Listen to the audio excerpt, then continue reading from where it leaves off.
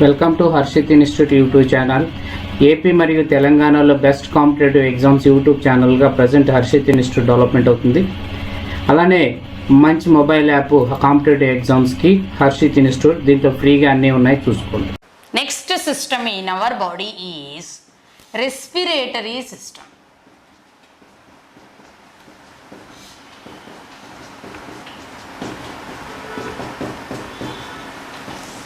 Respiratory system. Respiratory system, the word respire came from this word respire is a Latin word which means to breathe. So respiration came from a Latin word respire which means to breathe. Respiration came from a Latin word. Respiration is taken from a Latin word which means respire, to breathe. Respiration is taken from a Latin word which means respire, meaning to breathe. Okay, so in this respiratory system we have till 14th century we doesn't know about respiratory system, and after 14th century only this was named as respiration. After 14th century this was named as respiration, until before 14th century we doesn't know about respiration. And you know, the respirable gas to our body is the, what do you call the respirable gas in our body is oxygen. So without oxygen we cannot live.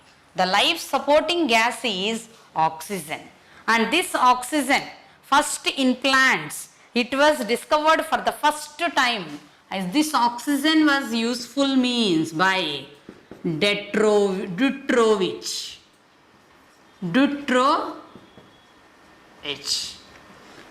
This scientist has discovered that oxygen is necessary for respiration in plants, and in our body the main gas present in air was discovered by gas present in air. Respirable gas present in air was discovered by Lavoisier. So he is the first person who named the oxygen.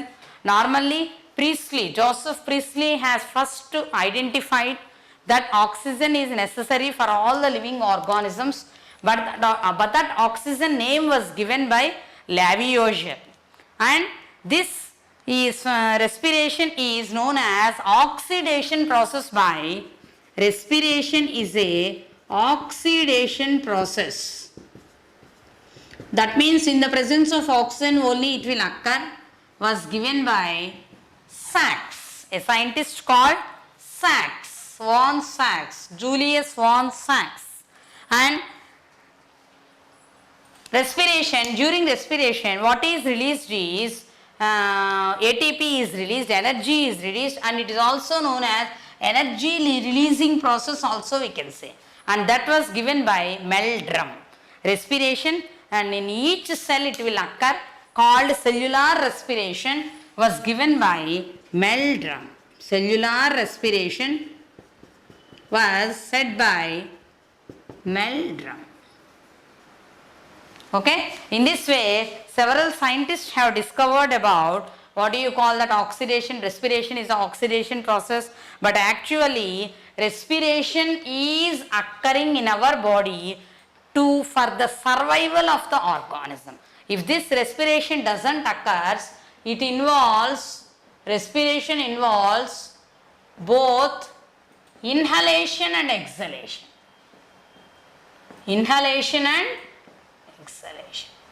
Normally we can say that breathing, to breathe we said గాలి పీల్చడం.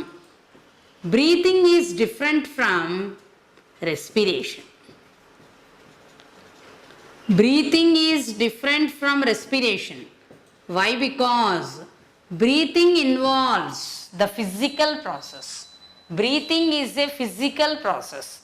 Respiration is a chemical process. Breathing does not involve any enzymes. Respiration involves some enzymes. Breathing is a, what do you call that? Physical process. It involves the nose and the lungs. But respiration involves each and every cell. Respiration undergoes a reaction in our body. Respiration undergoes a reaction in our body. But breathing does not involve any reaction in our body. Breathing involves only taking in air and leaving out air. Taking in air and leaving out air. But respiration involves each and every cell in our body. Okay. So, here till this respiration, respire to breathe, and until the 14th century we doesn't know what is respiration. From 14th century onwards we came to know that respirable gas is oxygen, and in plants it was discovered by Detrovich, and in animals the respirable gas present in air were discovered by Lavoisier, and respiration is oxidation process was said by Sachs, and it is a cellular respiration said by Meldrew. Okay, coming to the respiration, we have daily how much amount of air we should breathe means 14.5 cases of normal air we should take it. Normally air is not counted. Air consists of a mixture of gases. Air consists of a mixture of gases, but we does not count that air in the form of kgs or half kgs, what do you say. It is counted in, gas cannot be counted, but normally our body needs about 14.5 kgs. And let us see various respiratory organs in various animals. The respiratory organ in various animals. In various animals. First let us see protozoans, unicellular animals, unicellular organisms. Unicellular organisms, respiration occurs through the cell membrane or plasma membrane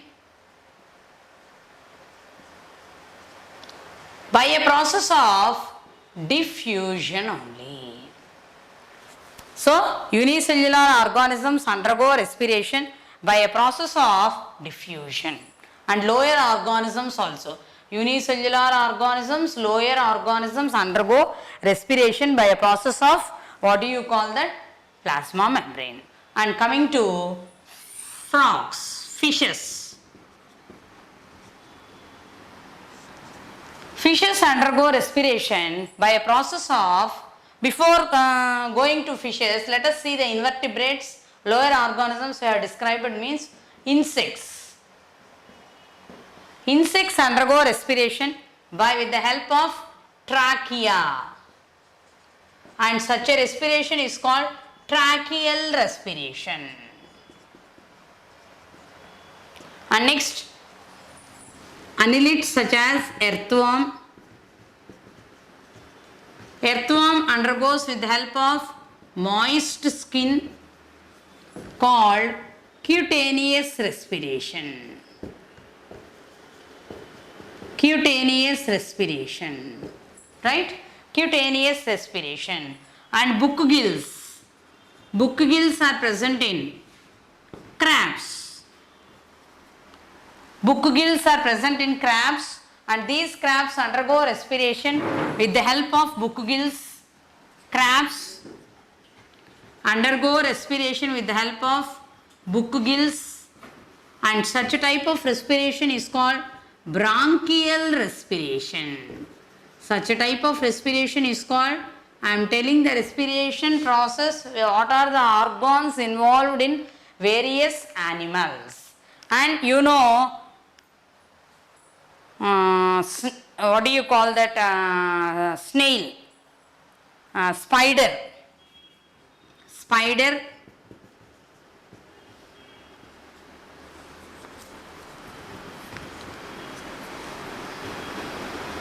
The respiratory organs are book lungs.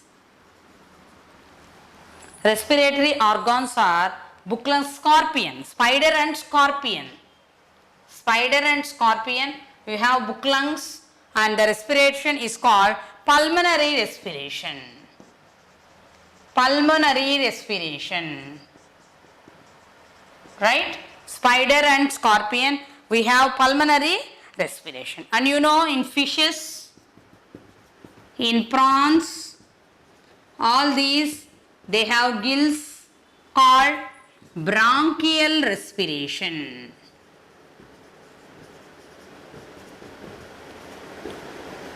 Bronchial respiration is found in water animals, the animals which live in water. And if you see the, what do you call that? Frog. Frog can perform both with moist skin and lungs also. Moist skin is called cutaneous respiration,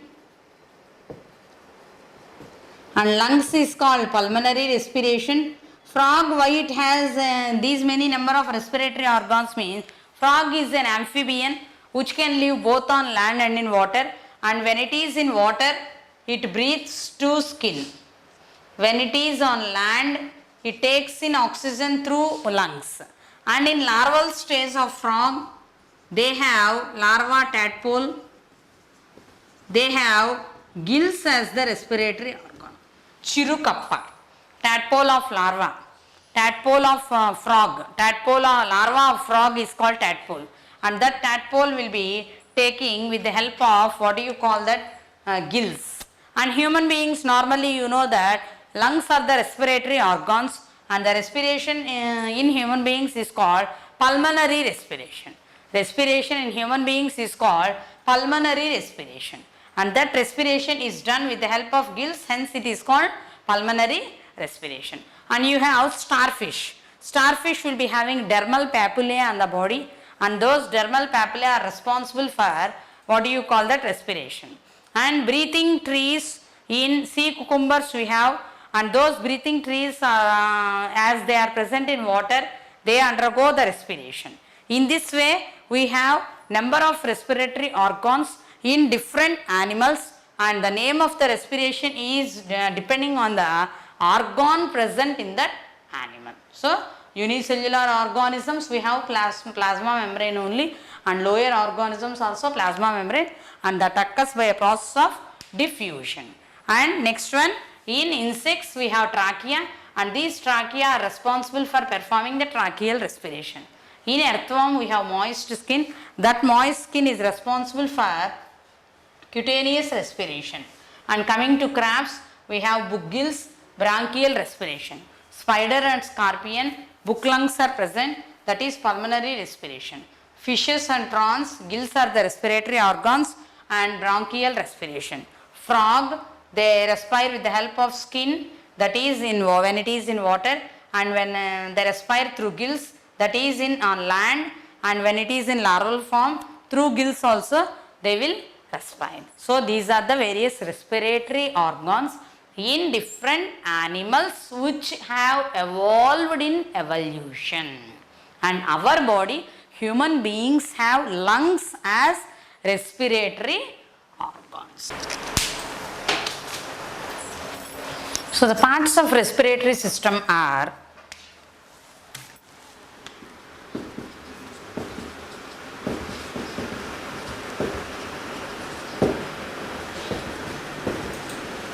starts with nose,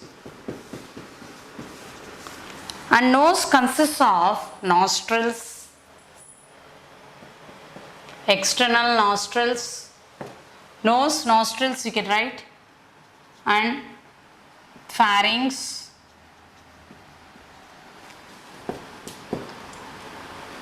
trachea or windpipe, larynx you can write, larynx, trachea, pharynx, larynx, trachea, next bronchi, bronchioles and lungs. Bronchioles and lungs. Okay, now let us see one by one each and every part in our respiratory system. And coming to the nose, we have a triangular or pyramid shaped nose in our body. Triangular or pyramid shaped nose in our body. That triangular nose is having two openings to the outside and two openings to the inside. Those openings are called external nostrils. External nostrils. And inside our nose there is a cavity called nasal cavity. There is a cavity called nasal cavity inside our nose, and this nose, if you take,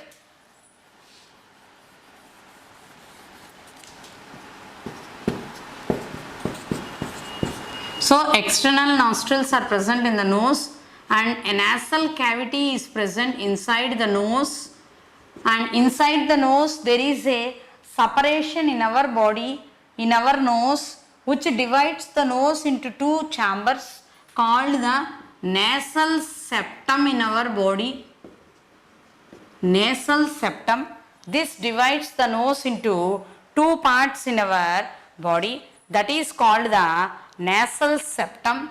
And this inside the nasal septum we have hair, mucous membrane. Hair function is to trap the dust particles. Hair function is to trap the dust particles, and mucous membrane function is always keeps the nose moist and humidifies the air. Always keeps the nose moist and humidifies the air. So inside the nose we have nasal cavity, and in the nose, inside each nasal cavity we have three regions. They are, inside each nasal cavity we have three regions called vestibule. Vestibule. Next one is, what do you call that? Respiratory part.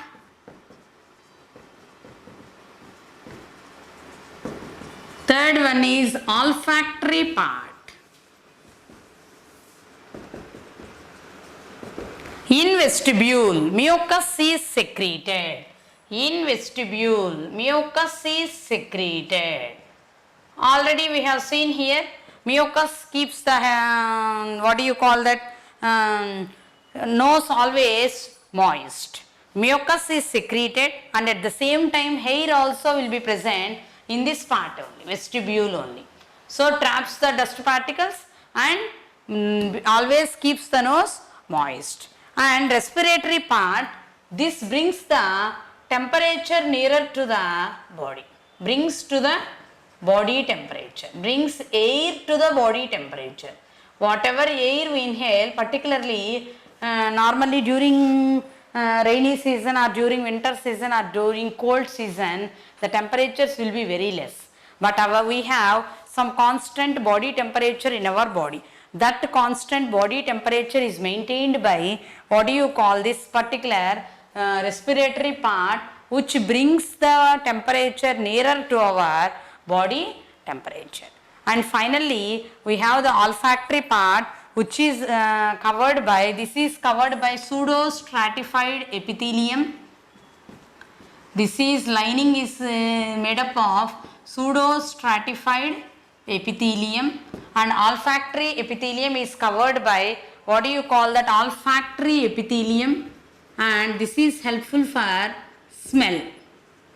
Covered by olfactory epithelium, which is responsible for creating the, knowing the smell in our nose. Okay, so this nose is having two external nostrils to the outside.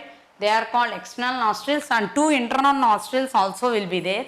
This cavity inside the nose is called nasal cavity, and it is divided into 2 chambers with the help of nasal septum, and inside the nasal cavity we have all these structures.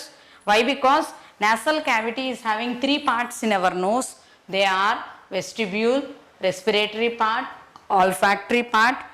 Vestibule is responsible for having hair and mucus, secretion of mucus. Hair traps the dust particles, and mucus always makes the nose, keeps the nose moist. And respiratory part brings air to the body temperature, and it is lined by pseudostratified epithelium. And coming to the olfactory part, it is having lined by olfactory epithelium, and at the same time this olfactory epithelium is responsible for identification of smell in our body. And another one is in snakes, what do you call that? The olfactory part in snakes is called Jacobson's organ also, or vomeronasal organ also. And with the help of these, the snakes, dogs, all are able to, Jacobson's organs already we have seen in snakes and dogs. And with the help of these, they are able to get a smell 40 times more than us. 40 times more. Smell 40 times more. That means during, what do you call that, with the police, some dogs will be there. And snakes also will be identifying the smell to a larger distance. That can be done with the help of the olfactory part of these animals, which are more powerful in their body, which can sense 40 times more.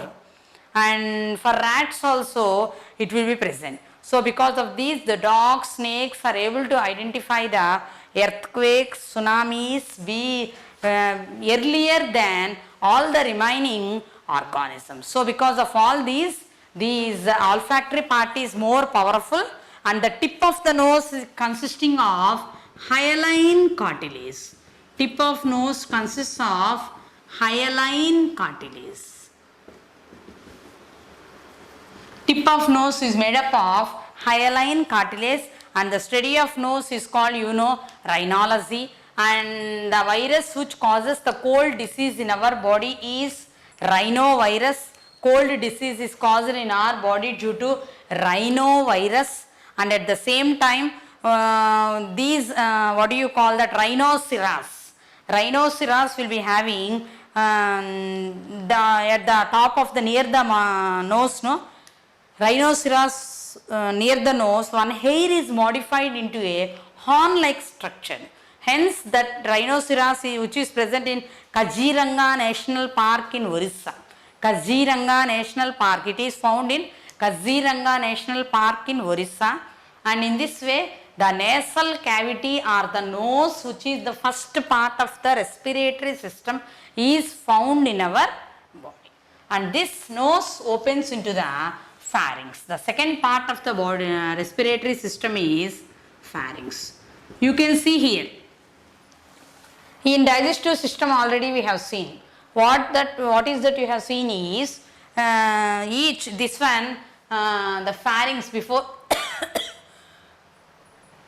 before the introduction of pharynx is having 3 parts, oropharynx, nasopharynx, oropharynx, laryngopharynx. We have seen in digestive system. Nasopharynx is nothing but which opens into the nasal cavity. Oropharynx is nothing but which opens into the esophagus region, and laryngopharynx is nothing but which opens into the larynx region. So we have 3 parts in pharynx, and it is a common passage for both food and air. Common passage for both food and air is pharynx, and this pharynx is able to open into 2 passages. I will draw here. Here this is opening into larynx, and in another way it will open into the digestive system like this here. Okay, and this respiratory system is present in the chest cavity. It is the digestive system opening, and this is the laryngopharynx, and this is the oropharynx, and the nasopharynx opens into the nasal cavity. Nasal cavity, and eustachian tube is present, which opens into the nasal cavity from the mouth. Eustachian tube, eustachian tube. From nose to pharynx it will be opening. From nose to pharynx it will be opening through eustachian tube. Eustachian tube. So that is the reason. That is the reason why, because we are not able to during vomiting we will close our ears. Why? Because through this tube some of the rice particles or food particles may come out through this tube into the nose, and through the nose some of the food particles will be coming out. So because of this we are able to say that pharynx is the common passage for both food and air, and the nasal cavity will be opening into the pharynx through a tube called eustachian tube. Eustachian tube. And next one is, you know already that the nasal cavity is separated from the buccal cavity by a structure called palate.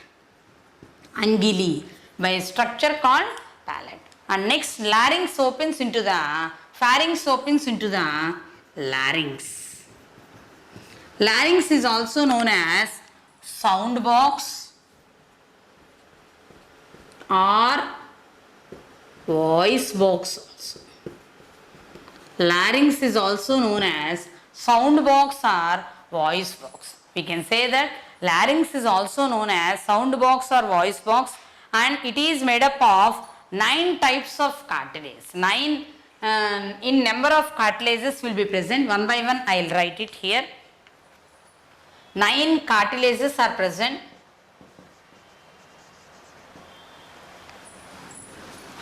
Epiglottis,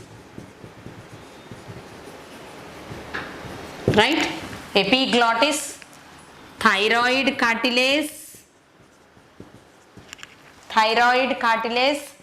cricoid cartilage.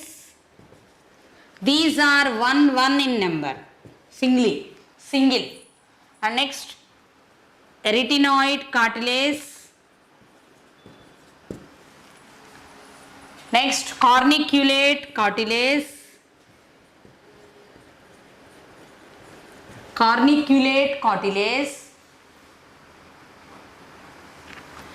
Next, last one is corniculate cartilage. Last one is cuneiform cartilage.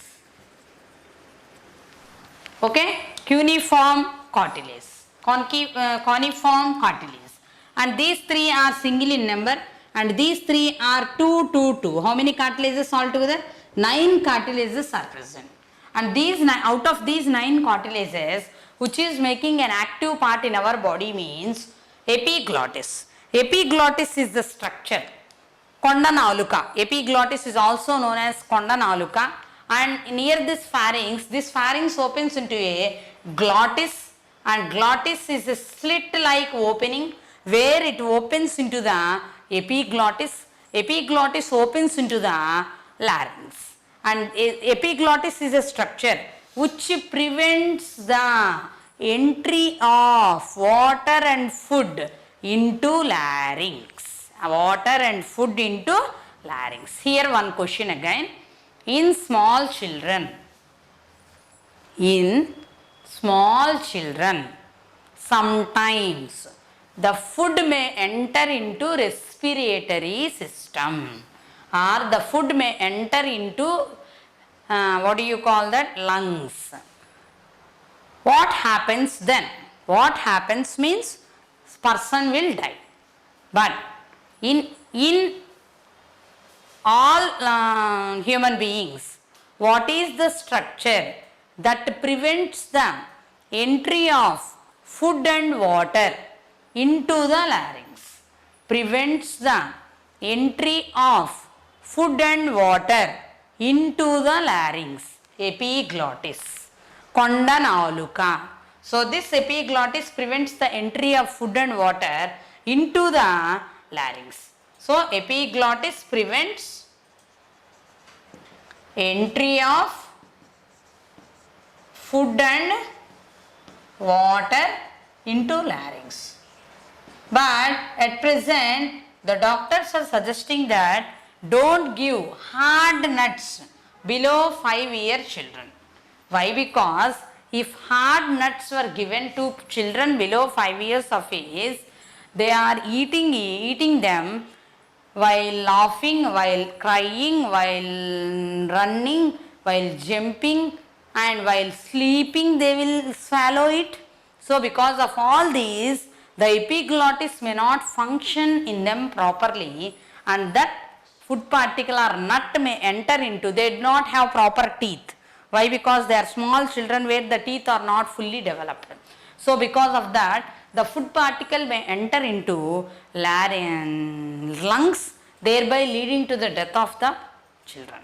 So the doctors are telling them not to give hard nuts. Thyroid cartilage forms Adam's apple in some. Adam's apple is the projection of the larynx, projection of the thyroid cartilage in some males only. In some males only. In some males only. Adam's apple is produced. This is formed due to the projection of the thyroid cartilage in the larynx region. Here one small projection will be forming. That projection is nothing but Adam's apple formed in some of the boys only. And this epiglottis is said to be the guardian of the airways. And that means it is able to send only air, but not food and water. Guardian of airways. So these are the various cartilages present in, and how much amount of what do you call that vocal cords are present in this larynx. Vocal cords. Vocal cords are present in this larynx. Vocal cords are present in larynx. Larynx contain vocal cords, and when the air passes through these vocal cords, what happens is the voice will be produced, and in females it will be about 15 millimeters. The vocal cords are about 15 millimeters in females, and in males it will be about 20 millimeters. And two types of vocal cords will be present. One is median vocal cords and one is true vocal cords. The true vocal cords are able to produce the sound, and because of this, as in females, the vocal cords are what do you call that, they will be in thickened way, hence they will produce low pitch voice. But in females and small children, the voice will be in high pitch, and due to the presence of normal what do you call the vocal cords, the high pitch voice is seen in females and small children.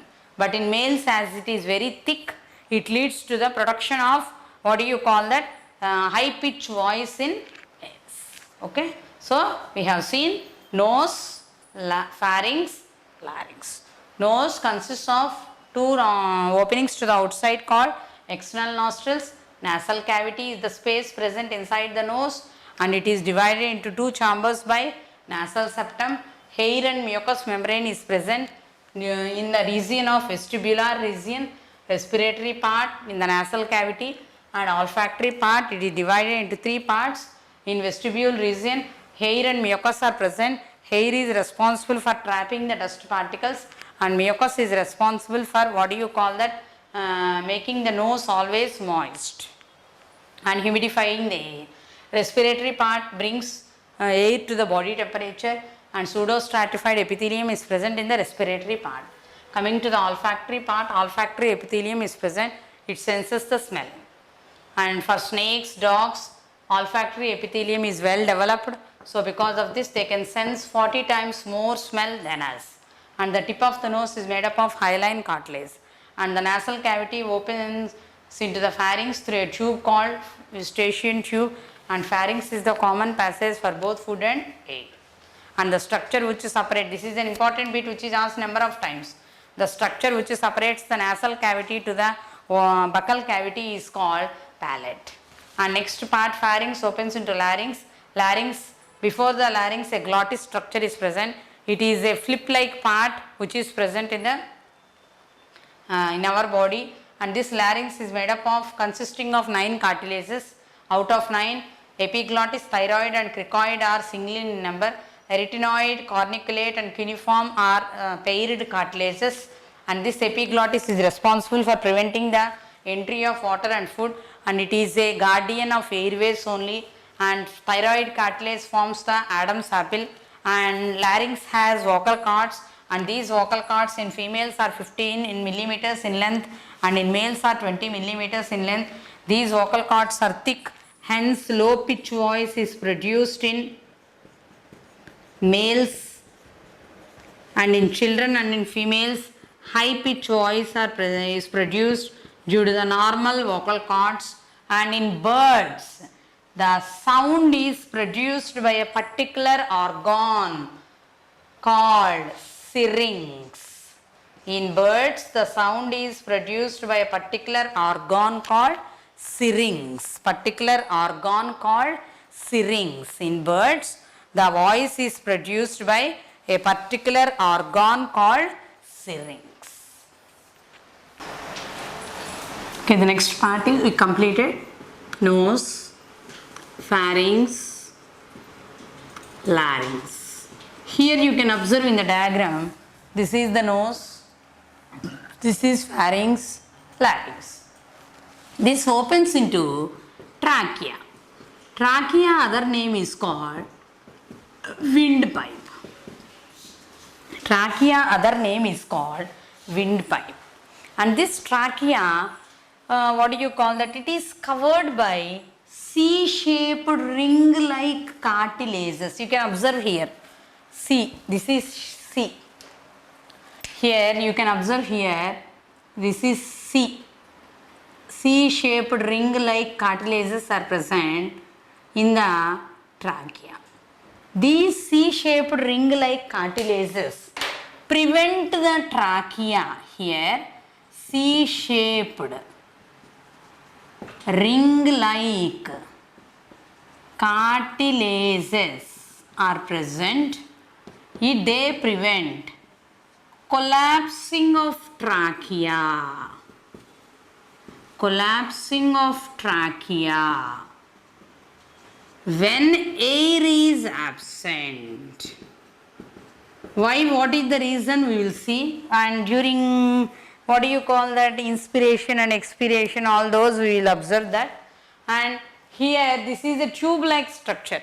Trachea is also known as a pipe like structure, windpipe. And this windpipe is covered by C-shaped ring like structures. C-shaped ring like structures. And these will prevent the collapsing of trachea when air is absent. So they will prevent us. And the collapsing of trachea, suppose if these are not there, I will draw it separately for your understanding.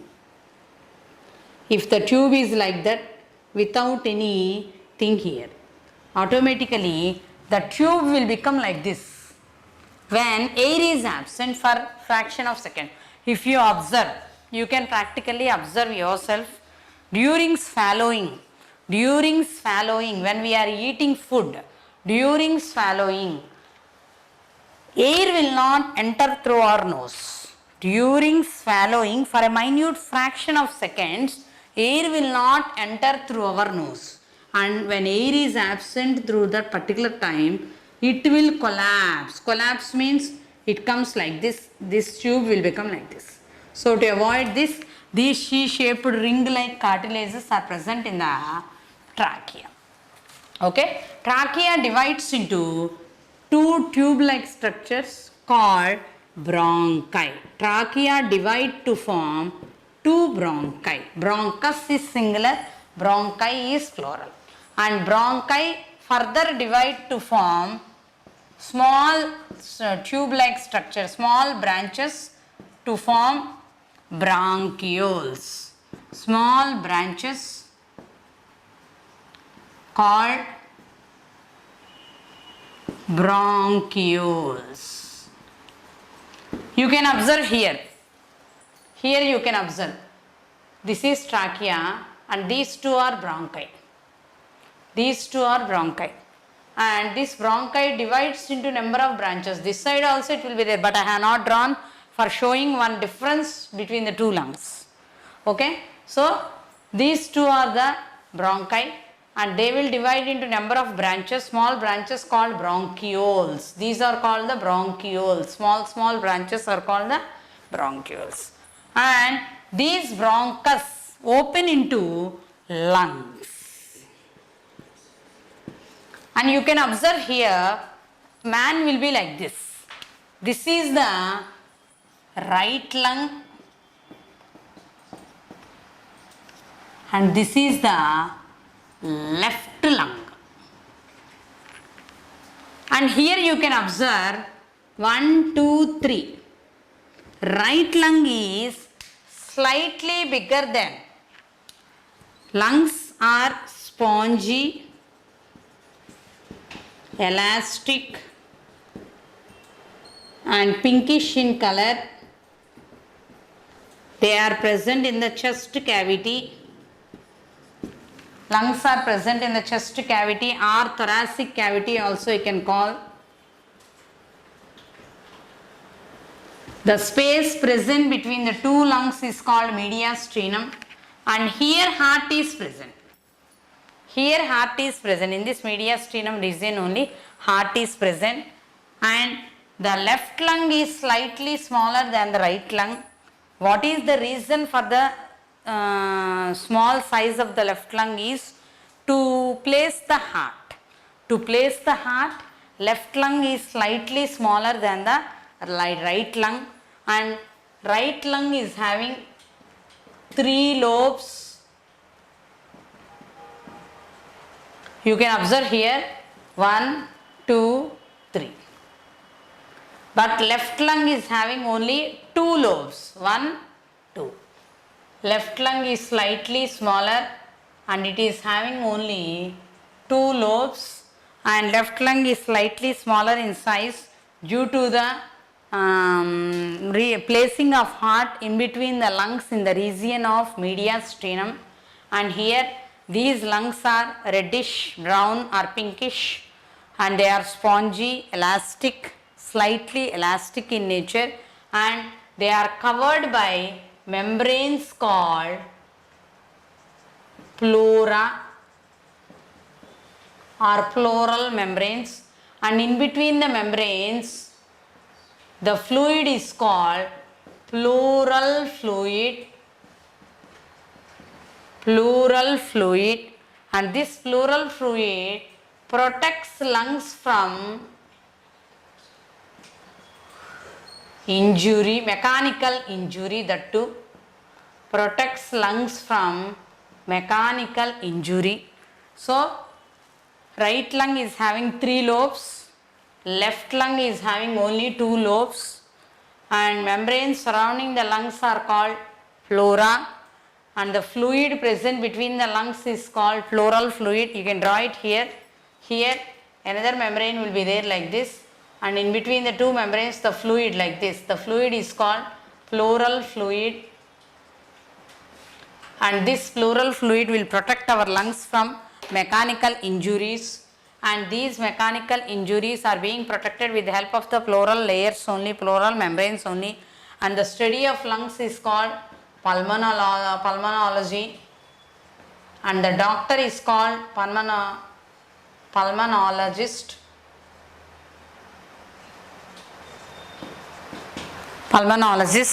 And in addition we have what do you call that trachea is about 12 centimeters long and 2.5 centimeters diameter. Trachea, this one 12 centimeters long it will be present and 2.5 centimeters diameter it will be there and the weight of the lung is 950 grams. Weight of lungs is 950 grams. Okay, and in addition these in these what do you call that alveoli are present. Each bronchiole ends in the lung in a sac like structure. Here you can observe these sacs. These are called alveoli. Bronchioli end in sac-like structures called alveolus. Each band, and these alveolus are 300 millions in number, and if they are spread out on floor, they will occupy a tennis court, and they are helpful for exchange of gases. They are millions in number, about 300 millions in number. They are helpful for efficient exchange of gases, and if you take out the alveoli and spread on the floor, they will occupy a tennis court. They will occupy a tennis court, and these alveoli are millions in number, uncountable in number, for efficient exchange of gases. For efficient exchange of gases, they are uncountable in number. Uncountable in number for efficient exchange of gases. Okay. So this is about the parts of respiratory system. Once again, nose, nasal cavity, nasal septum and external nostrils. 3 parts in the nasal septum we have seen. Vestibule, what do you call that, respiratory part, olfactory part, and hair and mucus are helpful, and at the same time nasal septum is there dividing the nasal cavity into 2 parts. Pharynx is a common passage. Larynx is also known as voice box or sound box. It has vocal cords and 9 cartilages are present, and Adam's apple is seen only in boys, and at the same time epiglottis prevents the entry of air and food into the larynx. And trachea is also known as a windpipe, and it is about 12 centimeters long and 2.5 centimeters in diameter, and it is covered by, it is a tube like structure which is 12 centimeters long. It is covered by C-shaped ring like cartilages which prevent the collapsing of trachea when air is absent, and they divide into 2 bronchi, and they further divide into small branches called bronchioles which enter into lungs, which end in lungs, and these lungs are spongy, elastic and pinkish or reddish brown. They are present in the chest cavity or thoracic cavity. The space present between the 2 lungs is called mediastinum, and the right lung is slightly bigger than the left lung. Right lung is having 3 lobes, left lung is having only 2 lobes, and the membrane surrounding the lungs is called pleura, and in between the membranes the fluid present is called pleural fluid. It protects the lungs from mechanical injury, and study of lungs is called pulmonology, and the doctor is called pulmonologist, and weight of lungs is 950 grams, and they are present in the chest cavity or thoracic cavity, and in each lung there are about, these bronchioles end in sac-like structures called alveolus, alveoli, or air sacs also you can call this. Alveolus or air sacs also you can call, and these air sacs are helpful for exchange of gases. They are about 300 millions in number. If they spread out on floor, automatically they will occupy the size of a tennis court. They will occupy the size of a tennis court which is equivalent to the tennis court, and because of these millions in number, uncountable in number, they are able to exchange about daily more amount of oxygen in our